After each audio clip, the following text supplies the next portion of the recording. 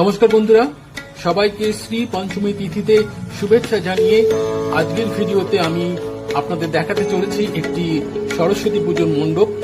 যে মণ্ডপটি অলঙ্করণ করা হয়েছে কাগজের বিভিন্ন শিল্পকর্ম দিয়ে, এমনকি সরস্বতী প্রতিমাটিও কাগজের তৈরি।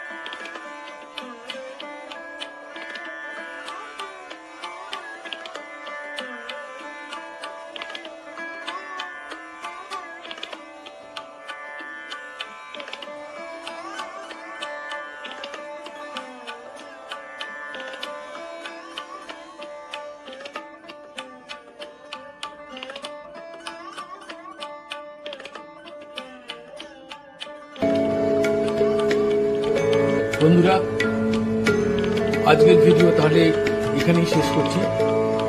যদি ভিডিওটি ভালো লেগে থাকে তাহলে প্লিজ লাইক, কমেন্ট ও শেয়ার করবেন।